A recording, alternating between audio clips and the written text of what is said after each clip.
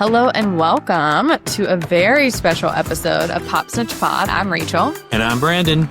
And we are coming to them live. And we're doing it together in the same room, which is really unusual for us. I'm not used to not looking at a screen. I guess, should I look at you? Yeah. Well, so we'll just talk. Okay. So an unusual situation for us, but exciting nonetheless. We are in Las Vegas. Correct. We're in Las Vegas. We got here yesterday, Thursday. We flew out. I was in an absolute mess. Yeah, oh my God. Leading all the way up to this because of the shutdown and all the nonsense that was going on with that. I had like a nightmare in my brain that we would miss this somehow, and that like this thing that I've been looking forward to for months and months and months would be ruined. Mm-hmm. But we made it out absolutely no problems. And the first Bravo celebrity that I saw was in the airport, and it was Carl. Yeah, we saw Carl first. Carl from Summer House. And then as we were boarding, I couldn't figure out why we weren't getting bumped to first class with our like medallion status or whatever. And we were just at Comfort Plus, and it didn't occur to me that there would be a bunch of Bravo celebrities on there. No, never either. Carl was there. Erin Lichy was right in front of us in line. From the New York Housewives. For the new Roni. And then the Next Gen babies were on there. Yes. And they were like sitting back in steerage. Yeah, we were in front of them, which I felt great about. But yeah, so you had Brooks Marks and what is the Amara? Amara. Yeah. Well, and the woman sitting next to us, who helps run the account, I think it's Bravo and Cocktails. Yes, Bravo and Cocktails. She got stuck in the bathroom, and Brooks Marks was the one who opened the door for her. And she was like, Brooks. Yes. He was very sweet, and his skin, flawless. He looks, and I don't mean this in a bad way, he looks like as good as a mannequin skin looks. Yes. Like flawless, perfect, no imperfections. Oh, he's so young. I wish I could go back to my like 25-year-old skin. And I mean, he's affluent and can afford to take care of himself. Yeah, no, there's that too. But yeah, so the flight was exciting. I could have reached out and touched Erin, and then Carl was a few seats in front of us. We took some notes so that we could talk through all of this. What's your code? Well, don't tell me your code. Great. Brandon's reviewing his notes. It took a lot to like set this up in a hotel room. Yes. Harder than it seems. Yes. So, I mean, we were at BravoCon.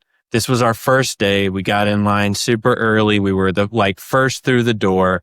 And one of the shocking things, especially coming from our background, is that this whole thing is giving mega church conference energy. Yes. And honestly, in some ways, they could learn from the megachurch conference, because some of these Bravo employees need to be like a little more jazz, a little more energy, a little more good morning, like a little more of that energy. There was a lot of they're trying like a little bouncing. I was fine with that. I don't expect anyone to like get out and jump around for stuff like that. I think where they needed it was when they were coming by with the cameras to get everyone to jump and yell, and they were just standing there. And it's like, well, we need a little zhuzh. We need a zhuzh. But our first panel was the Valley. Yes. And I thought it was pretty good. Oh, yeah. I mean, it's their first year doing one, too. First time doing a panel. And that can be really hard. And I think, as everybody would have expected, to see Lolly coming out of the gate. Thirsty. Just trying to jump in on everybody's question, trying to say something smart. Honestly, it gave like cocktail napkin on the plane. Like, I'm going to zing somebody with this. I'm going to zing somebody with that. What was it he said to Michelle that he thought was going to be so funny? Oh, I can't. God, it bombed in the room. You could tell that he had been contemplating it and like waiting for the right time to pitch it. It's like when you're watching like a presidential debate and you realize they've just been dying to like get this stupid line in. Yes. You're like, okay. Thought it was tea that Lala is like still not talking to Sheena. Sheena turned down the Valley for her own reasons, which I'm assuming have to do with like her book release. Well, book release, it's probably book release related. It's probably money related. Her and her people are probably arguing that she's a big star and that she needs top billing. And they're like, it's a favor to you to let you on this show. Literally. I mean, I don't doubt like Sheena's podcast does well. Sheena's going to be all right either way. Right. Like, it really would be a favor to put her back in the limelight and back on a television show that people are actually watching. Instead of like Sheena stands. And like, who are they and why? I mean, they're out there. I know. They are out there. So shocking to me. And this is not a hit on Sheena or the Sheenaites, but like we all have someone that we see ourselves in. And so like if somebody feels, I could imagine someone who feels the way that Sheena often feels about herself, even though I think it's not rightfully so, but like always the victim. Like always trying to be helpful, but just causing more problems. She literally like nails herself to the cross and was like, you guys, can you believe I'm hanging here? Look what you did. That's so crazy how you put me up here. Look what you did to me. Yeah. No. I completely agree. And I think there's that. But I guess the real tea is that Lala and Tom Schwartz are joining the Valley as full-time. As regulars, not full-fledged members. Which we knew they had been filming and stuff. And they were joking about the rumors swirling around them. But Tom said that his new girlfriend is, quote, the love of his life. And I was like, okay.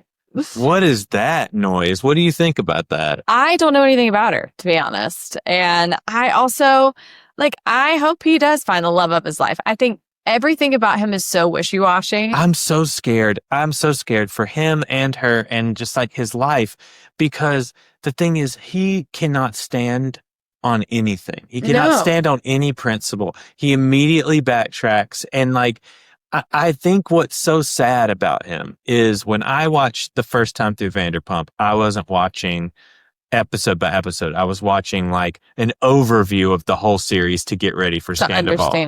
And watching, I loved Schwartz. Mm-hmm. I was the biggest Schwartz fan. I felt myself. I saw myself in Schwartz. A lot of how Schwartz is me at my absolute worst. Yeah, trying to please everyone. Yes. A bad drunk. Yes. Not a bad drunk. No. But a bad drunk. And so, but then you go back and you watch episode by episode and you're like, man, he really, truly, in many ways has not grown at all. He cannot even answer a question without going back and giving 1,000 caveats to his answer. And it's bro, just say something and let it go. And Katie, I mean, my God, she has some moments on Vanderpump where I'm like, Katie, my Lord, woman, you do yourself a favor.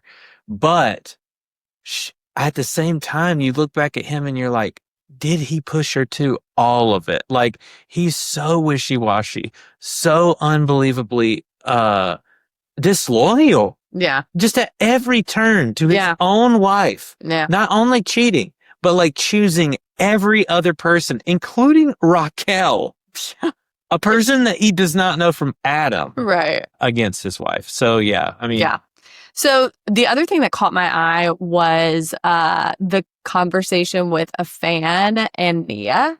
Because I missed this. I don't really follow Nia and Danny. I don't find them to be all that interesting. I don't need her mom content. But we have talked exactly about this thing before. Yes.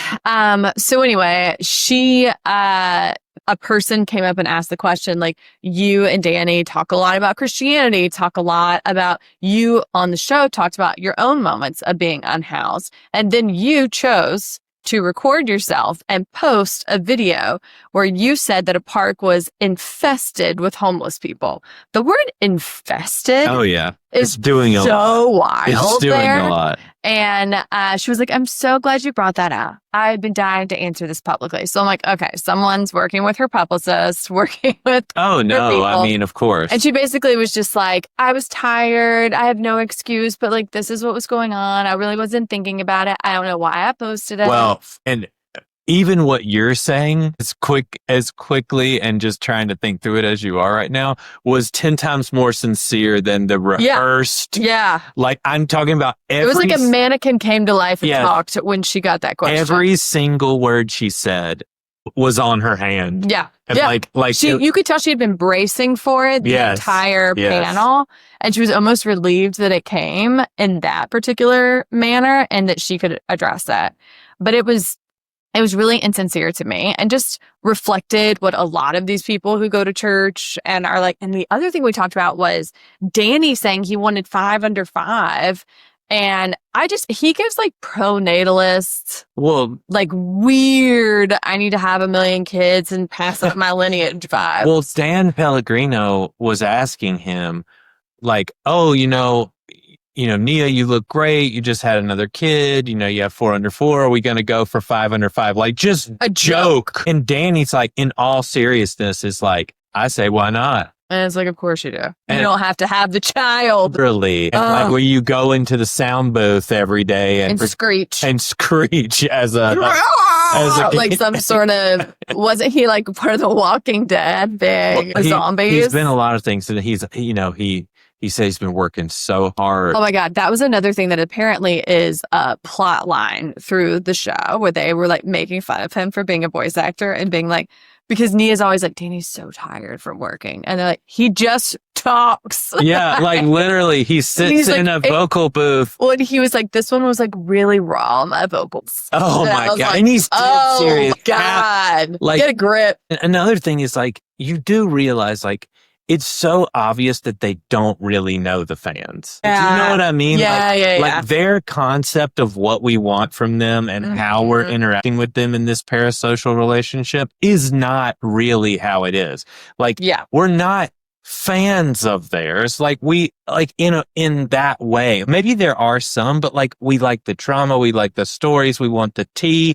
And they're like, it's more about the show than that. Yes. And that's like what they are characters on a show we watch. Right. But they're also real people, which is why reality TV is like so messy. And you have to know what you're getting into when you sign up for this stuff. But I feel like for them, because of their like Christian roots and stuff, they literally act like they are up on a stage performing. Oh yeah. Like that is it gives you pastor vibes. Yes. Like I'm here, I'm your friend. I want to be seen, but also I have like ulterior motives and I'm keeping a big part of myself from you, self-protective.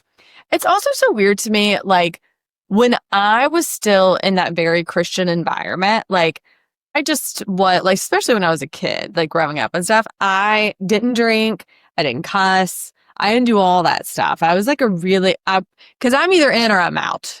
This, like, I'm going to tell you when I'm Christian, I'm going to go to church, then I'm going to, like, allegedly grope people, get so blackout drunk, I don't know where I am. Like, it's such a dichotomy for me. People are going to be calling my wife saying I'm at Jack's bar, like, talking to young women. Yeah. Like, and if I'm Nia, I will not let a man humiliate me like that. I'm sorry. Like, you're my ride or die. If we had 4 children that I had physically born or not, and I was watching and caring for every day, and you were going out into like a phone booth and talking, come back, sorry, I can't jump in with the kids, I gotta take a nap, or getting so hammered that I can't enjoy myself because our friends are all talking about what a lunatic you are. Oh, it's a humiliation ritual for her every single season. And I'm like, I don't know at what point their private conversations are going to turn into a behavior switch for him, but let us hope it's this season, I guess. I will also say that one of my many Bravo muses, Janet, is looking great. She looks fantastic. She's looking wonderful. And it obviously, like, there's drama. Like, I think she and Kristen still hate each other. Yeah, her and Kristen still hate each other. Danny and Nia and them are still deep in odds. So, like, this whole season has happened. Apparently, now this was tea, and I'm really glad I heard this, is that on the final episode at Brittany's Halloween party, Kristen does something insane. Crazy Kristen. She said that she drank. She drank was drunk enough for like the first time. No, she was hungover for the first time since leaving Vanderpump. And you've seen how crazy drunk she's been. So she was hungover for the first time. Hammered. So she must have been really gone and did something insane. Which I'm so excited about. Could not be more excited about that. Okay. And then you need to unlock it again. For that, what did we do? Oh, we went to like the areas where they're all selling their wares, which I think it's kind of bullshit that they aren't out there with their brands. It seems like there should definitely be times when they are. Yeah, like you want me to just purchase this and you're not even going to be here to like sign it or get a picture? No. Well, I'll also say one thing I will say about Craig is I think he actually was over there with his stuff. And that's why he came through that room was because he was going back. Yeah, stage. Brandon saw Craig when I was going to get food because I was Conover. famished. And also, I mean, I know this happens with like every event, but giving me like an airport sandwich and telling me that it's $17. Criminal. The prices are criminal. When I'm dying for airport pricing or New York City pricing, like it is, I don't know how some people must make this like their only trip of the year. Yes. They're going all out for it. And I will also say a couple of things I've witnessed. They have 2 signature cocktails at a section of the pavilion called Sippin' Snacks. Yes. And I'm like, you know what? I'm not usually like a colorful cocktail person. I'm more of like Negroni, gin and tonic, whatever. But these are like Bravo themed cocktails. I was like, you know what? I'm going to get the Bravo themed cocktail. This thing was a batched nonsense. Yeah. Of like cucumber water, 1/2 shot of gin, and like some little sprig on top. And then he's like, do you want an olive in it? $5. That was crazy. We saw Ariana, which was pretty cool. And it does seem like they're going to they have like a whole house area for like the Love Island people. So I think they might be coming in. They announced later. that. They announced that today that one of the panels on, I can't remember if it's tomorrow or Sunday, is a Love Island panel. Yeah. Like Jeremiah, there's a bunch of other people. Yeah. Probably Alandria, Amaya. So that'll be interesting to see how they like vibe with the Bravo celebrities. Apparently everybody is at the Four Seasons. And we were talking about going to get a drink or going to do something like that. They were saying they won't even let you in the door if you don't have a reservation to something or you're not in with a guest. Oh, wow. So there's so we also went to this battle of the sexes thing. And so all morning we've been at this BravoCon and there's a huge section, a gigantic, half the room of VIP seating. Yeah. Okay. And I'm like, okay, we didn't pay the extra, double the price of the tickets to have VIP. I'm like, that's fine. We'll sit back here in the general admission, halfway back. We'll watch the screens. No big deal. Well, for the first 3 or 4 panels of the day, about 5 minutes before the event started, they opened up VIP to all of the general admission because the seats weren't full. Yeah, like and not even close to full. And this is being streamed on Peacock, so you don't want half the room empty. Yeah. And so they would release us all. So then it comes this battle of the sexes thing. So we get there a little later because I'm like, hey, we can just walk right up to the front. And I stand there forever and they never open it up. And I'm like, this just really makes me mad. It's like, why do you want to take away the one thing? So now all the most famous Bravo celebrities of the right now are on stage and there's no one in the audience. Yeah, there was 5 rows filled up at the front and then the entire back. And then 25 rows empty and then the whole back is full. And then you're farther back, which is fine because they have huge screens and stuff. But we sat in front of these 2 women who literally could not shut up.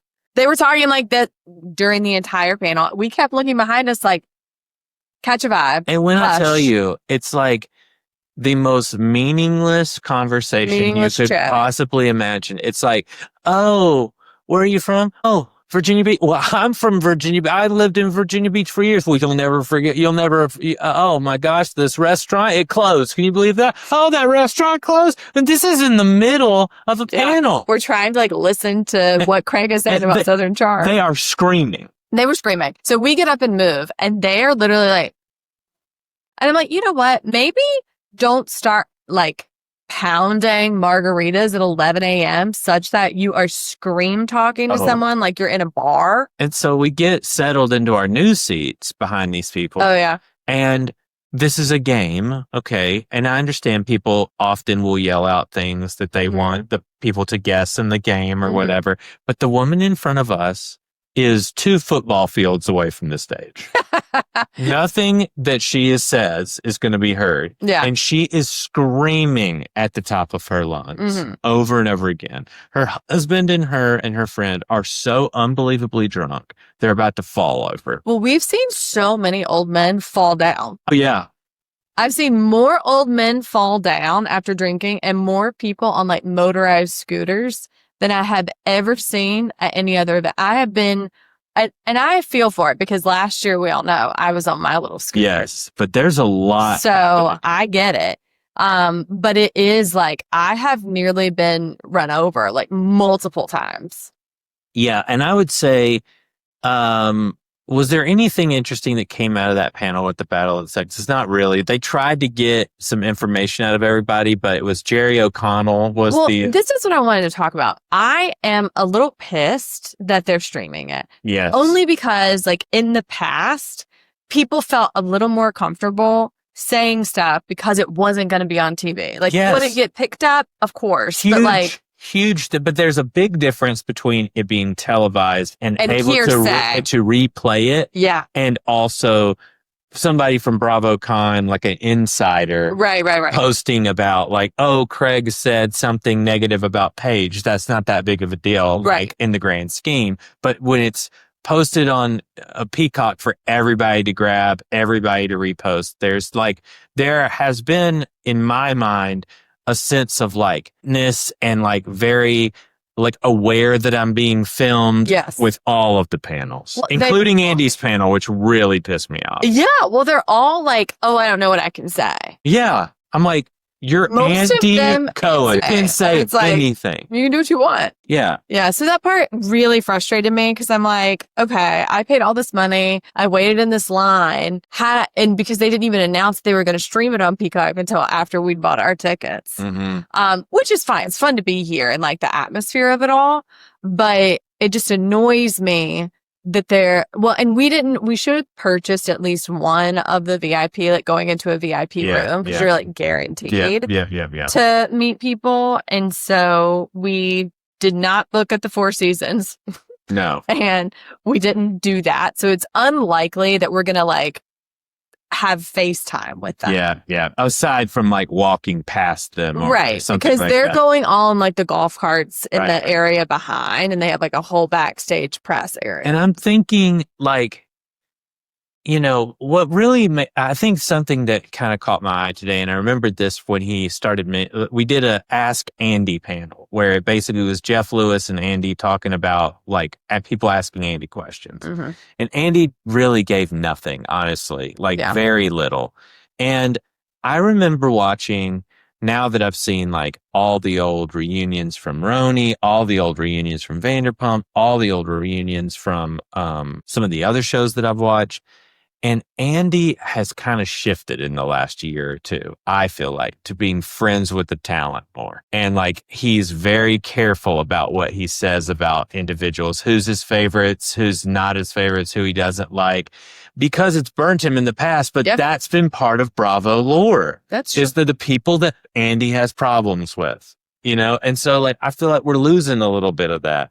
And I think it also is part of the term I coined today, which was the peacockification of Bravo. Yes. It feels a little more corporate, a little less like social media raunch. Okay. Yeah, like I feel like it a little less what would you say? Raw. Yeah, raw and shady. Like, you know what I mean? Well, part of Bravo was like enjoying the shade. And yes. Like so many massive scandals came from Watch What Happens Live. Yes. But he doesn't like to be on the other end of that. No. And I think oh my God, the stuff that Jeff Lewis said about Monica. Oh my God. That was wild. He's wild. He's out of control. And I do not, I mean, I think if you could say that you stood behind everything Jeff Lewis says and his opinions, you're an insane person. But my God, give me more. He's amazing. I disagreed with so much of what he said. Oh, I always disagree with what he says. Yeah. But I think that because the snark, like he is a return to like old Bravo. Yeah. And like, I still want that to be part of the Bravo culture. Sure. And it is. I mean, we were talking about how he would be interesting as like a late night going on after Watch What Happens. Yeah. So like Watch What Happens Live is your like late night with Jimmy Fallon, and your Jeff Lewis live is like your late night. Yeah, you're Seth Meyers. Yeah. Something like that. We did see Meredith Marks DJing at 9:30 a.m. Yeah, that was odd. She was late to her own DJ set. They were looking for her. They couldn't find her. Does anyone know where Meredith Marks is? And then like 2 minutes later, she's like, hey, BravoCon. Oh my gosh. She was really funny. So let's talk a little bit. How long we've been recording here? Oh, wow. What does it say? I can't tell. 27. Okay. Okay. So I wanted to talk a little bit about SLC because we just had a couple of really great episodes and we haven't really talked about our feelings on that. Okay. So we finished up on the yacht. So that's what we did not talk about. We did not talk about the finish of the yacht. Oh, okay. I think Brittany is really annoying and has the propensity to say the wrong thing at the wrong time more than any other person I've ever seen on TV. But they were so mean to her. Even like throwing that unicorn overboard. I thought that was mean and kind of sad. I feel sorry for people who, because the thirstiness of someone like Brittany does not come from being... It comes from insecurity. Does not come from being fulfilled in life. Right. It comes from bad relationships, bad parenting. All of that need comes from a place of like deep hurt. Yeah. And so like, while I really do not like Brittany as a character on the show even. Well, I don't like how she has treated her children. Like I have plenty to say that's bad about Brittany. Yes. But even before the fated plane ride, I thought that they were like being pretty hard on her. And I also think that it's like she has gotten a lot of notoriety based on her being on the show. And like, she is a known entity now. I think a lot of these women who may not have had like either the best edit or much of an edit at all in that first season that she was in, they're like trying to take her down a peg. Is kind of the vibe I get a little bit too. Yeah, because now she's a regular and not just a friend of. Yeah, I could see that. So anyway, I thought that was bad. I still don't understand how no one caught any of this on their phone. Okay, so set that up a little bit. Like, what happened? What is the allegation on the plane? The allegation is vague, but there are implications, right? So the allegation is essentially that Meredith like bullied Brittany, screaming at her throughout the entire airport before the flight. Yep. During the flight. Yep. And that it went on for such a long time that everybody was extremely taken aback. Right. And we will put this in the video, but there is a screenshot of what the seating arrangement was, which I think is very important to the conversation, because all of the women were seated within earshot of each other. And she and Lisa were seated together, which was where this went south. Really. Meredith and Lisa were sitting side by side. Brittany was in a chair right in front of them, sitting beside a stranger. Right.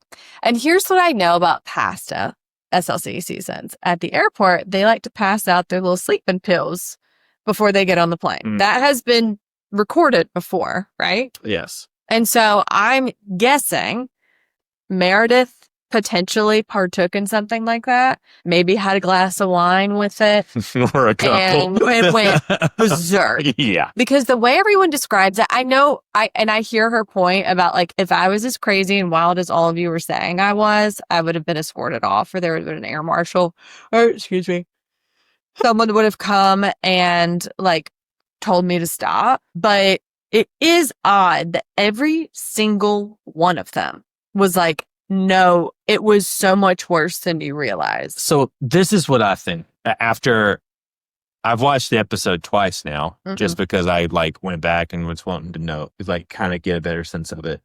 And what I think happened is Meredith is the kind of person who'll sit behind you and like talk at this volume. Yeah. Saying like the meanest crap you've ever heard in your life. Yeah. Not necessarily yelling. Yes. But like everyone around heard it for sure. Right. But like, was it to the level of like, I need to go back and stop this? Probably not. Well, and Heather Gay was saying that like part of it too is that between them and production, they took up the entire first class cabin.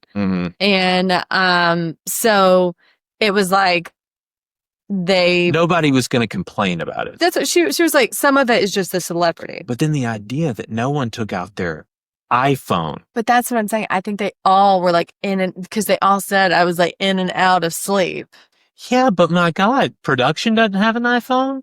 Yeah, I don't understand how there's no footage, like genuinely. And I don't know if it's something about not being able to use, like with NBC and Peacock and Bravo, like if there's some rule where you cannot show footage that you shot on a plane or something like that. Like, No, because they've had footage on a plane before. maybe, I don't. Not during the flight, though. That's what I mean. And I also think, given the fact that when Brittany tried to record Meredith and all of them in that Sprinter van last year, Well, Meredith, that went really poorly. well, I'll just say that is Meredith's greatest asset in this argument is that nothing happened to her. No one asked her to stop.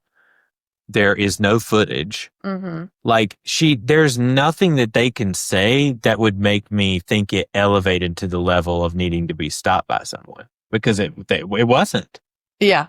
I think they were all surprised more by the length of time. Yeah. I mean, the thing is that if I'll just say this, I don't care who it is. Like say we were in the right behind first class, Carl and Erin are up in front of us. And I'm thinking, okay, say they're at odds and they're on the same show and they got into some huge argument and altercation. Even if that whole front section was all Bravo people and I'm sitting there and there's yelling going on, I would be so uncomfortable.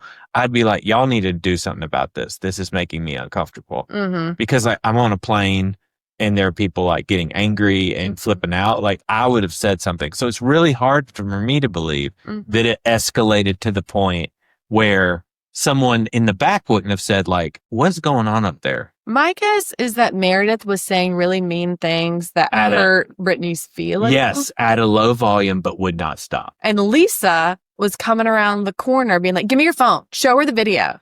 Da-da-da. Like bossing her and like yelling at everyone. I'm sure it was a lot. I'm not on Meredith's side or Lisa's side. Yeah. And I'm guessing the energy was really the energy intense. was bad. The energy was enough to, and the thing is, like, it's all wrong. Like, I mean, they made Brittany cry. They bullied her. Yeah. And, and like I said, like, she's not working with the full deck. No. You know? She does not. Like, and I mean, just like, she does not have the can't tools. go toe-to-toe She doesn't have the tools. No one really with Lisa and Meredith. I don't know anybody in that group other than maybe Whitney Rose has the ability to go toe to toe with them. It is weird how afraid of Lisa Heather is. Mm-hmm. I don't get that. I think Heather's just, I mean, she likes to party. She likes to have a good time, but I feel like she may be one of the more rational characters. And when you're rational, you don't want to go there. That's true. You know what I mean? It's like you'd rather. Well, fighting with Lisa is like fighting with a toddler. Yeah, she gets mad and just starts screaming the same thing over and over. DSA and be like, okay, whatever, fine. That has been Heather's MO, and that's actually why the whole. We are so tired. That's why the fight on the boat surprised me so much. But that Heather would be the one to actually instigate this really big fight. But the thing is that this tentacled fight is it's not about one thing. So layered. It's not one thing. It's the Bronwyn stuff. It's the stuff with Whitney from last season. It's stuff that Heather knows about that no one else knows about that Lisa has shared. And so and then Meredith's part in bringing the Lisa stuff up, and then Meredith's stuff with Brittany. There's so many different fights going on the boat at one time. It's insane. Yeah, no, it's crazy. And then I thought Mary was really interesting in that because Mary doesn't really lie. She doesn't have a reason to. If anything, she's like an audience reaction. And she was like, it was longer than that. Yeah. She literally was like, I am concerned for you that you think. No, and I think that's it. I mean, everyone was alluding to the pills, whether it was sleeping or some other substance or whatever. These women had just been partying on this boat. Well, that's the whole joke about Meredith is that the way she talks does sound like she's like 1.5 benzos deep. But I mean, and there are 2 or 3 levels of Meredith too. Like there's like baseline who it's during the middle of the day. I might need to go to the dock. She's with, Mary at the nice restaurant in the middle of the day. Together. She's pretty sharp. Yep. But, couple of glasses of wine, maybe a couple other products. You got It's a little glassy-eyed. Well, Sits I'm back having- until someone sets her Well, off. Then I'm needing to watch the show on ×2. Like, it just seems a little slow. Yeah. I thought that conversation. Well, I want to say this before I talk about the Whitney and Bronwyn conversation. I think they all get irritated at Bronwyn, even though she's one of my favorites. Because, and I kind of feel this way too. What Heather was saying, that like, no, I can't tell if Bronwyn is using Todd as a storyline, or if this is real, because every season it's something like, oh, Todd cheated on me. Oh, wait, no, he didn't. It was actually this. Well, Todd, oh, this happened. how long have they been married? I'm going to say since like 2016 or 2018, something like that. Oh, so not like an incredibly long time. No. So the stuff about her choosing to bring up the like Twitter stuff was weird. Because she brought that to Whitney. No one else brought it up on the show. Well, I mean, you've got Todd farting. Like literally, it's like not only was he making out with somebody, but he was farting while making out with. Let me tell you, I was farting so much last night. I've never smelled anything more rancid. And it was before we even ate food. I don't know. The plane rattled me weird. I mean, when I tell y'all, when we got into this room, what do you mean? You brought it up. I wasn't even going to bring it up. You've opened the door. I think I just could not believe how much there was inside of me. Yeah. And my eyes are stinging. Yeah. It was the stinkiest it's ever been. I've been married to you for 16 years and some change. And I have never smelled anything like that before. No, me neither. It came from like the depth. Like when I tell you, it was in every inch of this room. I was like, what did I eat? I don't know. It was hot, and there was I ate those nachos. There was a spicy meat element. I had Chinese the night before. And then, and then the nachos. It was bad. It was it was awful. Well, then we went to go eat at Best Friend, and that is the hands down best Korean barbecue I've quite literally ever had. But I think it's like one of the top 5 meals I've ever had. It was. All I could think about all day was coming back to eat some leftovers from. Yeah, cold leftovers in a hotel fridge. It was delicious. It was amazing. But anyway, back to Todd's farting. I'm just saying it's the one thing I have in common with him. Yes. So there's the rumor about him making out with somebody, and while he's making out with them, he's farting. There's what is the actual rumor? The stuff that... Oh, no, the stuff about her... him looking at it, like pictures from a woman on his phone. Oh, yeah. But I was like, if he's looking at pictures on his phone, I'm sorry. That's just like what men do. Yeah, I don't know. I don't get how that's like a huge gotcha. Well, and like if he's looking, especially if he's looking through something that's algorithmic, because the way that these algorithms have become like weird and porny is crazy. And it's so fast. If you pause for 1 second, the algorithm's like, they love this. God forbid you don't be dumb. Well, because the world can see. Yeah. But like, if you spend eyeball time on it, then it will continue to show. And so it just doesn't surprise me that he would be looking at that. But it's just funny because he's an old man. So it was like blown up at like 200%. We know from personal experience that even based on your picture, it is making certain assumptions about who you are, what you want. Well, we made a TikTok for our dog, and then we made one for this account for Pop Snitch. The Pop Snitch one immediately was like, you're a girl. The dog one was like, you're a boy. And I was shocked at the content it was serving. Like genuinely. And I was the one looking at it. Like it wasn't like it was the most bizarre, like Tucker Carlson stuff. Well, I was like, no. And we may cut this because it doesn't mean to be what it may sound like, but our dog is black. Yeah. And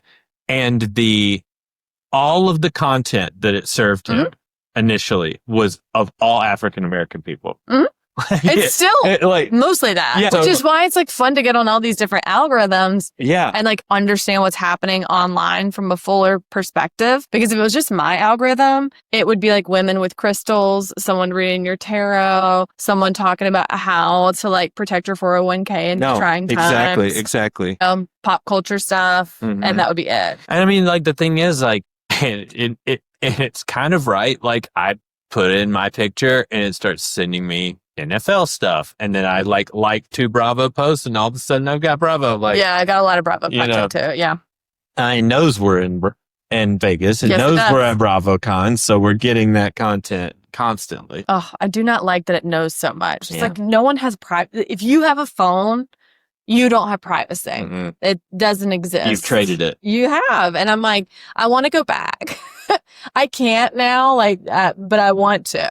I want my LG chocolate Oh, that I have to replace 4 times a year because if You- it gets moisture, even from my mouth talking into it, if a little moisture gets inside, it was like, I don't work anymore. It just shuts down. But it was so much fun. I miss the power of like slamming a flip phone.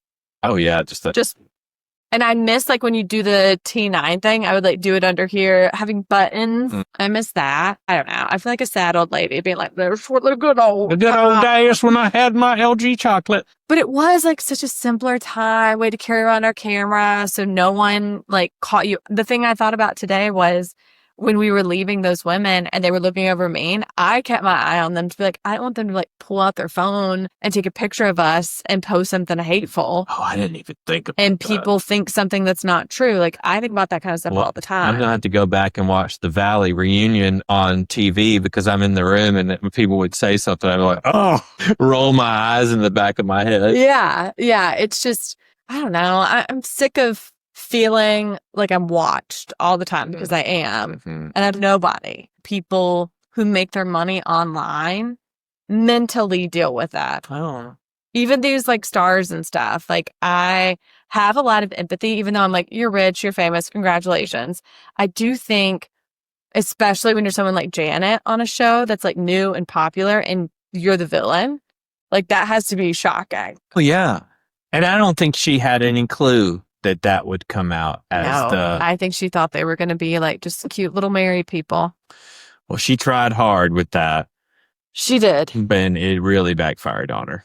Yeah. She's just, I mean, she just needs to embrace the way she is. Be- I feel like Yes, be the villain. the best thing that happened to Stassi, to Kristen, to all these people on Vanderpump during different seasons was when they were like, you know what? I am the villain.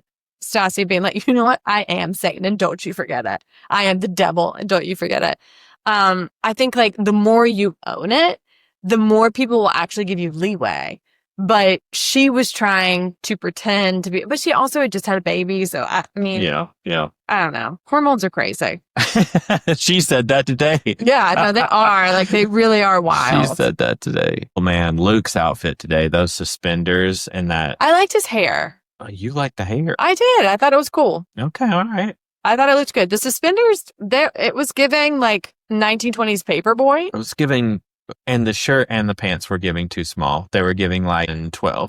Oh, like too skinny. Yeah, too skinny. I feel like the skinny pant, men are trying to bring that back. I think they all want it back. I don't know why. I get it. But I'll be honest, like, I can't go the other way either. Like, Don't can we wanna- just have like an appropriately sized pant? Like, you can we wear whatever either- pant you do we want. have to go like full freaking hammer pants? Or Does like, feel like hair pants or like jeans so tight your calf might split. the literally, skin. I can't with that. Yeah. Anyway, any final thoughts? Because I'm thinking after doing this, we should try to do at least a short one tomorrow. Yeah, I think we could do like quick ones to cover what we saw today. So like what was your high and your low of today? A high was the fact that I was with you, during crime, doing something that we really, whether it's stupid or not, we really care about it. Yeah. And it's a lot of fun. And being around a ton of people who all enjoy it. And I think like seeing people just like in their joy, like that made me feel good.